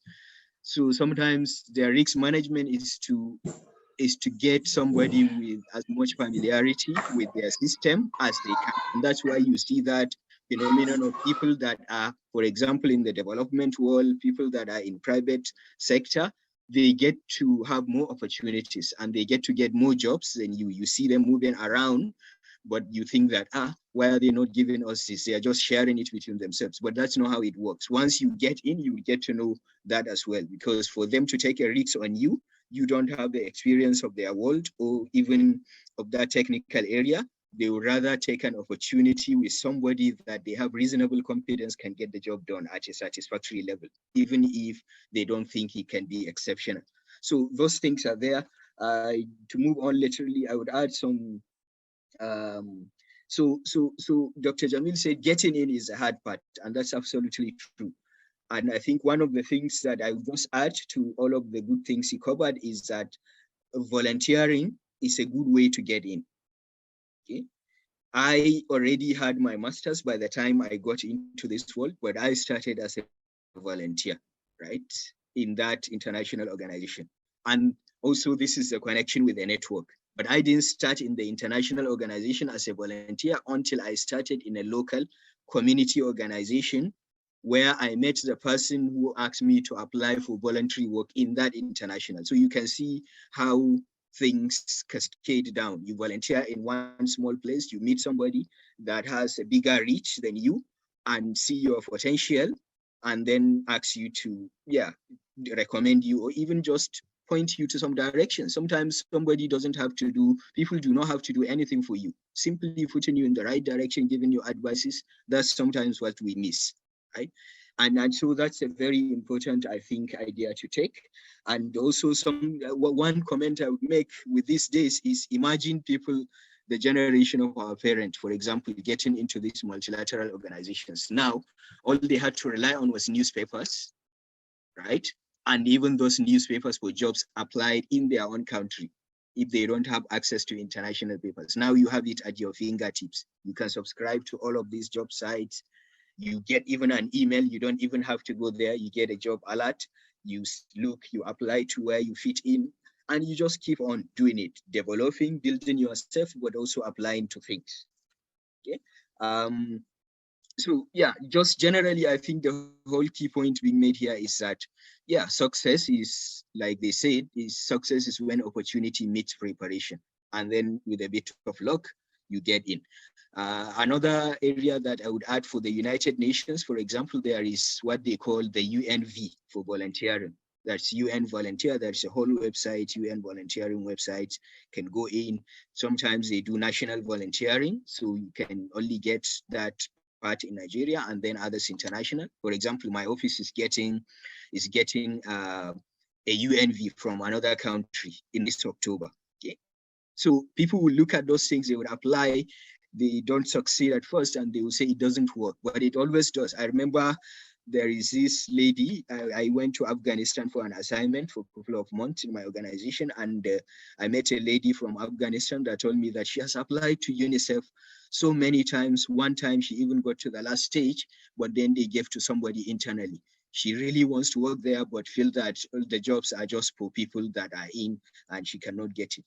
I said, yeah, well, that does happen a lot, but don't get tired. As I'm speaking to you, last month, she applied to a job and she was sending me a message several months after I have left and telling me that she got in, right?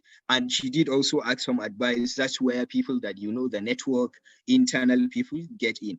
Ask for advice when they were doing the test. So the job criteria, normally you start with a technical test to measure your technical prowess, and then they also measure your, then the interview stage.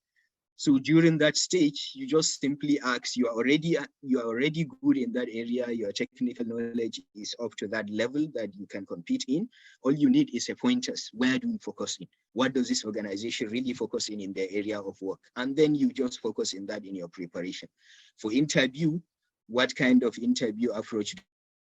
How do they ask their questions? What do they want to see enunciated in your explanations? How do you approach that? Those are the kind of things you need. You really, a lot of things, people think that you need somebody to give you the job. No, I think that's the wrong attitude to take. It's about who can show me the right way, right? And I think for me, these two gentlemen that came before me have said it all. So that's the part about internal know-how. In also my area, they mentioned some things you can do, some courses you can take. I would add another one that I see recently, O2, being quite getting a lot of attention, which is that the analytics, right? Data analytics is a big thing now everywhere in the world, not only in the West, but also in Africa, in other places.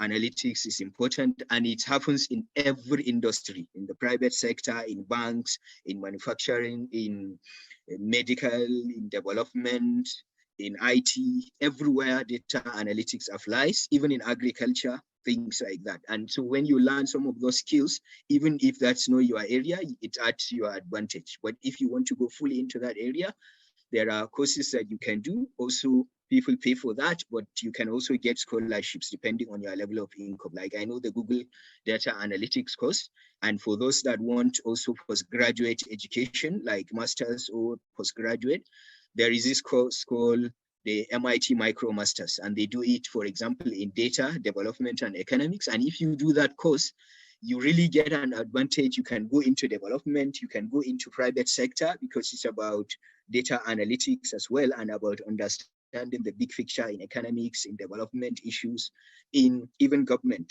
sometimes. So you can go there, sign on to a course, MIT Micro Masters. I think it's done in the EDX platform. You sign on, you look for the scholarship, and then you can get those courses done. Once you are done with that Micro Masters, you have an opportunity, if you do well enough, to get the full Masters in MIT in the US. And that's really literally a life-changing moment, because MIT is one of the Ivy League institutions in the US, and a degree from there, it opens many doors, so to speak. So, but you have to have the time, the patience, the perseverance to try and get to learn from that and get to take the part of those opportunities. There are other sites on YouTube. YouTube is a big university now. There are other sites, Udacity, Aga Khan universities. You can learn almost literally anything, especially on the tech and what have you. Build your skills, apply for things, and demonstrate those skills during the interview. I think finally I would add about two things. One is learn from the past. Just to give an example, in December, I think 2016, I applied for a job. I had an interview. The job was eventually, they said they canceled the requisition. That's the language they use, meaning that they are not giving anybody among those who interviewed. But I took it myself that, well, I think I was the one that failed. Maybe if I have done brilliantly enough, they might not. Probably they look at all of the candidates and they didn't feel that they have got enough quality in all of the candidates they interviewed at that time. So what I learned from that moment, I was preparing. Almost a year later, I got similar opportunity, and that was my way in. That was my chance, right? And I used the learnings I had in the interview, how I responded, the things that I did. I took note of everything. When the opportunity came, I tried to redress whatever I have missed. And so that happens. Language skills, also another story. Around that 2016, one of the things Dr. Jameel was saying, there was this thing called in UNICEF, New and Emerging Talent Initiative. And I applied for that. I was getting through all the stages, all the technical stages I was passing until we came to language stage. At the time, what I indicated in my language skills was I know a bit of Arabic. But by the time we get to the test, it turns out that my Arabic wasn't strong enough to pass that stage. And so I didn't get to go to that stage, right? So language, very important. And for example, French that Dr. Jameel was talking about. Among the West African countries, we have like out of 24, 25 countries, almost 18 to 19 speak French, right? And UN jobs, when they post you to countries, the first thing they ask, for example, if you are going to Niger Republic, the language that is essential would be French. If you are going to Cameroon, yeah, a bit of English and French. Benin, all of this. And these are opportunities also for us from Nigeria miss, right? Because we lack that language skills. We may be measure of technically everything else. We may even be better, but we don't have the language skills to even be considered. So you can't even apply. And even if you apply, no one will shortlist you. And if you lie, you still be found out. We also don't advise anyone to lie on any application anyway, even if you have 1 minute. Get away with it. So yeah, this actually was my last point. And also saying that language helps with networking. Okay. Just when I was in Afghanistan, I met a man from Niger that speaks Hausa, and he was so happy that day. And he's a HR man, right? So imagine if I need something. He was saying that he's left feeling very happy because he met somebody that speaks Hausa. You see how language can connect you. So it's a good thing, and I think we should all take an opportunities. And for those in Kano, we really have a lot of those things available, Arabic schools and French schools. You can get to learn a few of those things. And I think with this, I will just stop here and go back to the moderator. Thank you very much. So thank you very much, Shamsuddeen Saleh, for this concise and explicit contribution. So I will just add one word. Shamsuddin Saleh, in the course of his presentation, he talked about volunteering. Volunteering is very important. And also in the comment section, we saw Jonathan talk about how he started as a data entry clerk, and now he is working with the International Red Cross because of his consistency and persistence. So another thing I will just add is look for a mentor. Look off to someone. A lot of us, for instance, are looking off to Adam Tulli because he's always online on Facebook, writing and the rest. So we look off to him even though I senior at Matilde, but I really enjoy reading most of his writings. Albeit the controversial ones that I don't buy to father me at Matilde. So look for someone that you will guide you. They understand, for instance, Shamsuddeen Saleh that just finished presentation is my friend. We finished school together, but he's my mentor.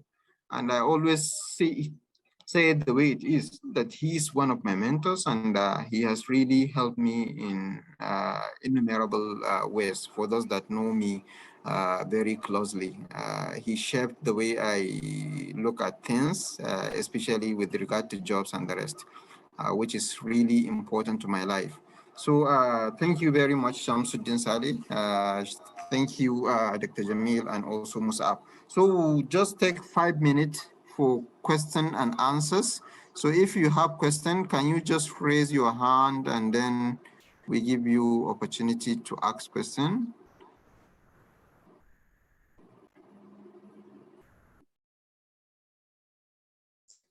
Or you can even drop it in the chat box so that I can read out.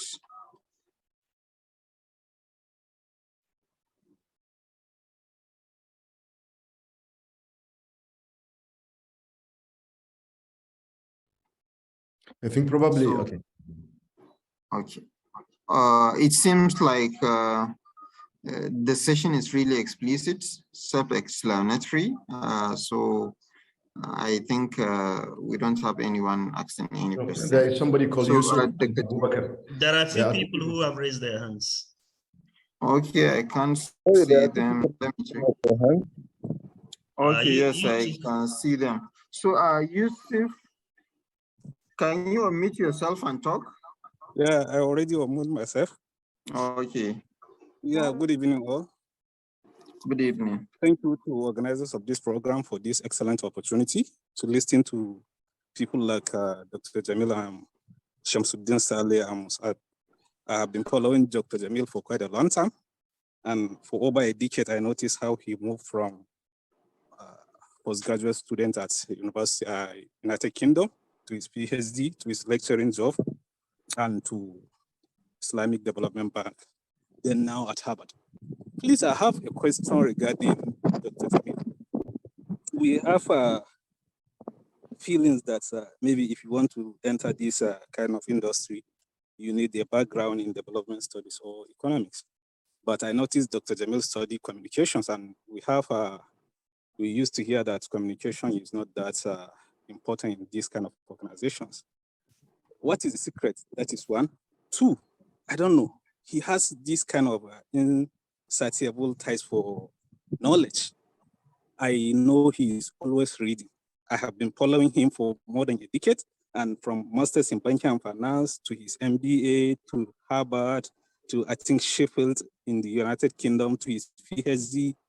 What is the secret? And he cited Zainab Usman, maybe indirectly, and I noticed that this is a woman that's also read a lot, from her master's from University of Birmingham to her PhD at Oxford and things like that. Is there any link between more postgraduate studies or more studies, more knowledge and more learnings and this kind of excellent career progressions? Thank you very much. Yusuf. Okay, thank you, Mr. Yusuf, for this question. So I think let's take the last one before we call on the presenters and discussants to respond. So Abdullah MLS, can you unmute yourself and talk? Abdullah.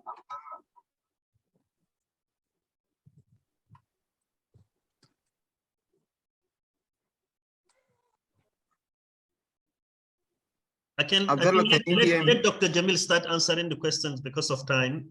So maybe later you can call up Abdullah if there is still time. Okay, so Dr. Jameel, can you respond please to the question by Yusuf regarding knowledge and the relationship between knowledge and the career progression in summary? Okay, so thank you so much, and I am humbled by his question, and thank you so much, my brother Yusuf, for everything, and inshallah he will even be better. Because we don't have time, so I will be very succinct. With humility, I will say the answer is yes. The relationship between education and career progression is quite heavy. And although in my own case, I would say, yes, I have seen it practically, to be honest. Even that one of the things that we didn't talk about is the turbulence in a career. We always tell the positive story. We don't talk most of the time about the negative stuff. And at a point in my career, I have gone through huge turbulence that even being about to be aged, out of work. But what was the thing that helped is when it comes to the senior people or the management, they realize, are you crazy? Is this the guy you want to kick out? Do you get it? So human capital in this age is the most important. Read and study as much as you can. It's endless. As the ulama say, Prophet Muhammad sallallahu alaihi wasallam, the one thing in the dunya that Allah has asked him to seek from the dunya is ilm. وَقُلْ رَبِّ زِدْنِي عِلْمًا. This is the one thing that the Prophet was commanded by Allah subhanahu wa ta'ala to seek for more. So please, there is no end. I could see clearly the link between the two, but although I'm not doing it honestly because of my, just to get to a career, no, it's a passion. With humility, I can say also I inherited it. My grandfather was still going to technology at the age of 70. He used to ride from Gauna to Bakirua to go and take knowledge from his teachers and come back also and give knowledge. My father, may Allah increase him in knowledge and health, he went back to school after he retired. He has finished a first degree and master's degree, and I'm speaking to you, he just defended his PhD proposal at the age of 75. So, and this was the environment that I grew up. In our house, the most important thing is the book. That's what we see the most, and that was what has shaped our thinking. But also, I'll give you even a much more outside example. Take the richest people in the world, Bill Gates. Take Warren Buffett.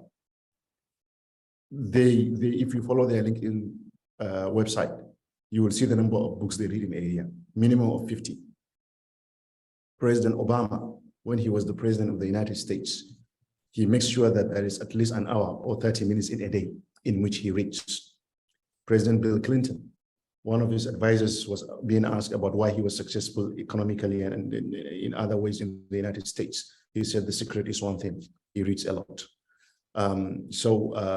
Expand and this is a tradition actually that we inherited. If you go back through the history of the Islamic tradition, if you take, for instance, Imam al-Mufassirin, Imam al-Tabari, he's a tafsir expert, but he's also a medical doctor, which is something that people don't speak about.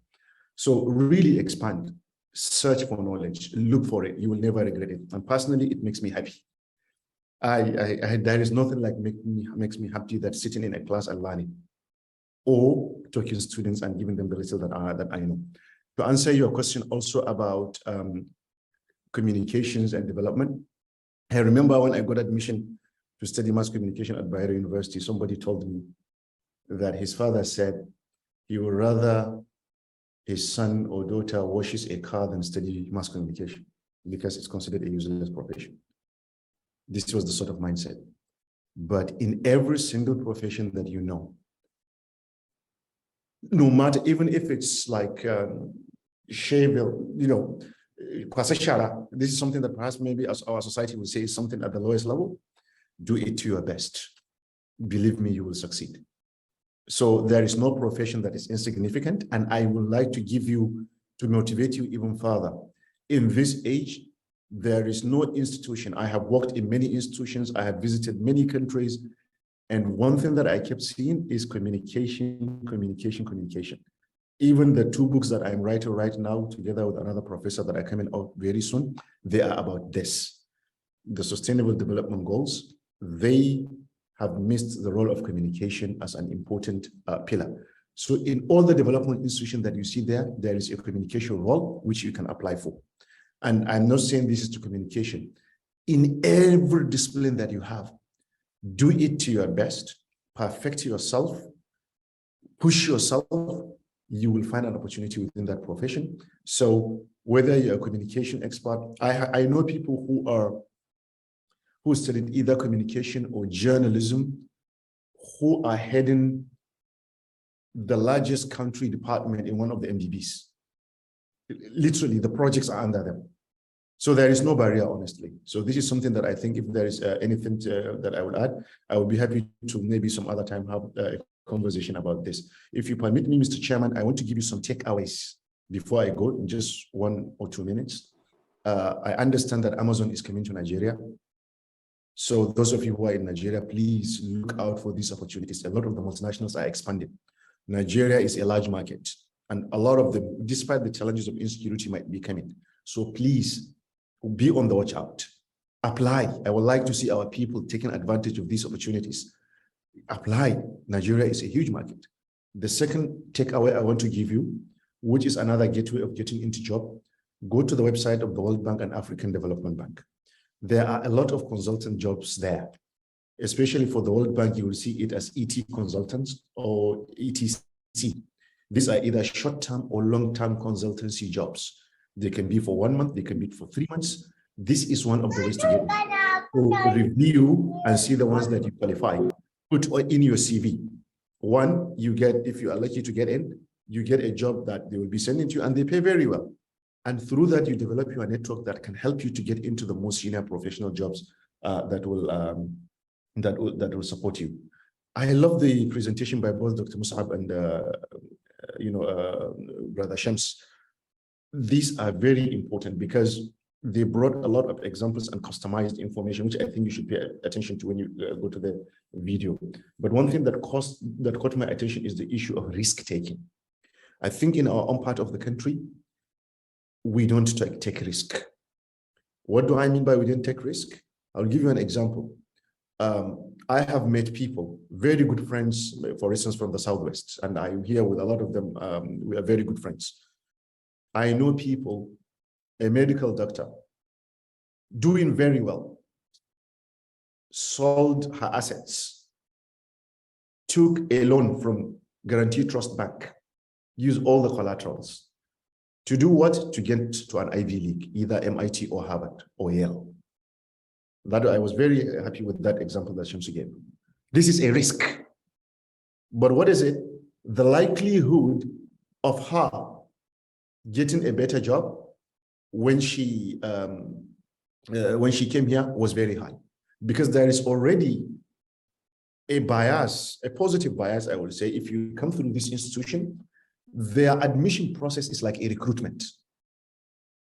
So the top employers, they know that they have already done the job for them. So when they come, they simply come and pick the best. I know somebody from Zaria right now, he's at the Harvard Business School already,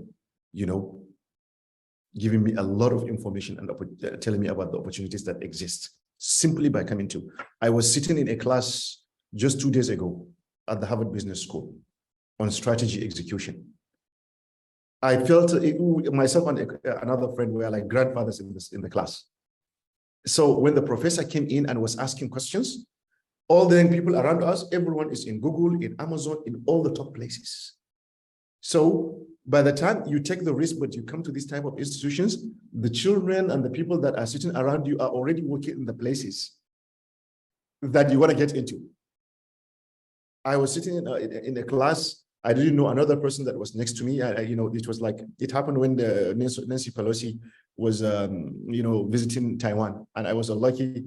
I was sitting, the person next to me here was from China and the other one was from Taiwan. So they were even joking. So Nigerian is the mediator. But the next thing I had the lady from China, she said, I work at the Asia Infrastructure Investment Bank. Next thing, if you are interested in a job there, let me know and I will advise you how to get in. Do you get it? So we don't take strategic, calculated, high-level risks. I know people, the moment they get employment, irrespective of what it is, they start saving, and all they want to do is to find a way to apply to get admission into a top university, MIT, Yale, Stanford, that will get them somewhere. I know in Nigeria right now, who applied through this, finished her study, is coming back to Nigeria because she has an NGO. She got a fellowship. At the end of the fellowship, was given $30,000 immediately to come and invest in her business. So people, learn how to take calculated risks. And Brother Yusuf, I think you gave example. Absolutely, you were right. The example I was given was Zainab Usman. I advise you, read her profile. And there was an article she wrote, I think in Daily Trust or one of the newspapers before she joined the World Bank. She explained everything. I encourage each one of you to go and read that article. She spent 5 years. All she was doing was building a resume that could help her to get into the World Bank. So we have to be this calculative, this strategic, this vision. This attitude of just getting a result immediately doesn't work. We have to be foresightful. One thing that I never forget, when I was being interviewed for the Chevening Scholarship, Professor Mamalo Yusufari asked me a question. Jameel, what is your plan for the next 3 years? That was the first time I was ever asked that question, and I stumbled. But then I quickly got into my feet. I said, okay, inshallah, in 5 years maximum, I will have a PhD. Since the time he asked me this question, I never lived without a plan. I always have a 1 year plan and I have a 3 year plan, bi'idhnillah. And you will be surprised by the type of, success that you will record if you have a plan and you work towards it. Taking risk, being humble, that Shamsu, said, is very, very important. I have worked with a lady at the BBC World Service. She was a graduate of King's College, but her dream was to join the BBC. You know as what she joined the BBC? She joined as a secretary. Not even a secretary, sorry, as a receptionist. She has a degree, but she didn't go for it. No, she came and applied for a receptionist. So when we are coming into Bush House, they will be the ones opening the doors for us and giving us the badge to get into the building. But she has a strategy. Then one day, the secretary of the head of the Africa and Middle East, the late Isah Adam, left the organization and they were desperate to hire a secretary. While he was coming in, he asked, oh, I'm looking for a secretary. Will you be interested? Yes. Then from a receptionist, upgraded to a secretary. It was at the beginning of the digital revolution. This online editing and video editing. So because she is working with somebody who leads the editorial team, she used to attend our editorial meetings. When she comes, she realized that there is a dearth and lack of skills in video editing at the BBC World Service. She took her holiday, paid her salary, and came to the United States and did a course on digital editing. She went back. When she went back, one day there was a discussion, and we just received an email saying that those of you in the Africa service who are struggling for video editing, we have this lady, she is now an expert in video editing. She will be helping you with video editing. So suddenly, from a secretary, she's now into the newsroom. By the time I left the BBC, she was sitting fully as a full-time employee and a journalist, working her dream. So people, have a strategy. Think big, but also think with a vision and think strategically. That will help you. Sorry, I've taken more of your time, but I really wanted to give you, the people that work in these industries are not better than any of you. You are also there. You have the skills, you have the wherewithal. All you need is to be patient, but have a strategy. Thank you very much. Thank you very much, Dr. Jameel. This really is really another presentation. I'm really enjoying it. I wish this session would not end. So before we take a question from Falalu Hamza, and before I saw Adamatul's hand, I would like to call, just give Professor Sarkin Fada 2 minutes to bless this occasion. Professor Sarkin Fada is a professor of medical microbiology. He was formerly with Bayero University. He was at a point in time working with DAI, Development Alternative Institute Initiative. He worked with different international organizations, and from what I learned, he is currently